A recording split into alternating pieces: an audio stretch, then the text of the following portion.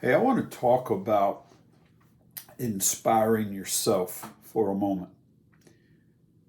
Our world, it's just really stressed out. There's a lot going on. And I think one of our goals, one of our personal goals, your goal, my goal, should be to rise above it, to not get caught in the muck and the mire of the negativity, the media, the naysayers, the people who are really always downers in life. And here's a few ways that I've found that help me stay on the optimistic side of life. So, one is I read a lot. Um, I'm very selective in books I read, but I read daily and sometimes quite a bit in a day. And what I do, like for picking books, is I have certain authors I've followed over the years. I typically read leadership, development, business stuff.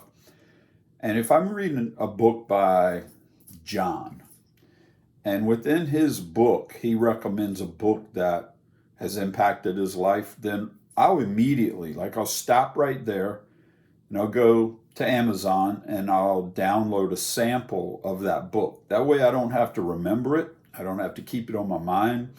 It's now in my list. I can read the sample of it, and if it speaks to me, it's a book to buy in the future. So I read a lot. The second one is I listen to podcasts almost all the time when I'm riding down the road. Again, I have a pretty small group of podcasts I listen to, but what I'll do is instead of playing music, I will play a podcast. And for me, I listen to them. You can change the listening speed. I'll listen to most of them at 1.25 or 1.5 speed. It's not Mickey Mouse, it's just faster talking. And it will also allow me to digest more podcasts than listening at regular time because science has proven we listen faster than we can talk. So it kind of mimics and matches your ability to listen and process. Another thing is I will teach, and this is probably the one I really want you to hear, is when you learn something, the way you move that from short term to long term memory is to share that, to teach it to somebody else. And the value of that is you move it to longer term memory within yourself, but also the moment you go to teach something, you learn very quickly what you do or don't really understand about it. And so if you start trying to teach something you read in a book, something you listened to or heard on the podcast, and you go, hey, Bill, let me tell you something I learned last night in a book. And you get halfway in or you get to one part, you kind of you teach it, but you get a little more general or broad just because it's like, oh, I probably don't really know that very well. Then that's your opportunity to go back, because if it impacted you and you're trying to share it, then it's probably worth going back and learning. Because for as much as I read books, I have a handful of books that I reread or go back to highlights all the time. It could be argued that instead of reading a bunch of books, you need to apply a few books. And reading or learning or listening without application, I'm not sure anything really happened anyway. So you teach it. Another thing is music.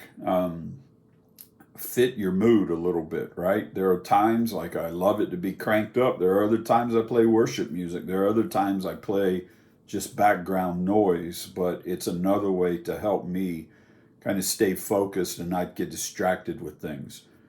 On the other side of things is you have to have healthy boundaries. Like I don't watch the news at all. I haven't watched the news in years, unless I happen to just catch a clip or something. But I do have, like on Twitter and on the internet, a couple sources I go to, read the headlines. So I'm very up to date. I'm very current with today's events, but I don't take in the drama and the dramatic words and the inflamed or embellished versions and stories of what's going on. Because I heard it said one time, the nightly news is where they say good evening, and from there forward they tell you all the reasons it's not really a good evening. So um, I protect myself from the drama, and I do that in a lot of ways. But also, like TV, I don't watch a lot of TV. Not because I think it's negative, it's just I'd rather read. I'd rather listen to a podcast. I'd rather watch videos. Not all the time, but that's another way that on the protect or delete side of things. And the last one I'll mention is I don't hang out with people that are always negative or are always complaining, whining. I get it. Like sometimes you have to, right? They're family or friends or coworkers that you've got to be in their proximity. But I don't invite it. I don't participate. I don't encourage it. I don't try to correct them. That'll just frustrate me even more. And so I try to make sure that I'm not exposing myself to emotional mindsets, spiritual perceptions, and so forth of the world that are really from people who aren't doing anything, aren't going anywhere, and really lean themselves towards drama. So, just a few ways in the world that I think you can keep your optimism a little higher and protect yourself from the pessimism.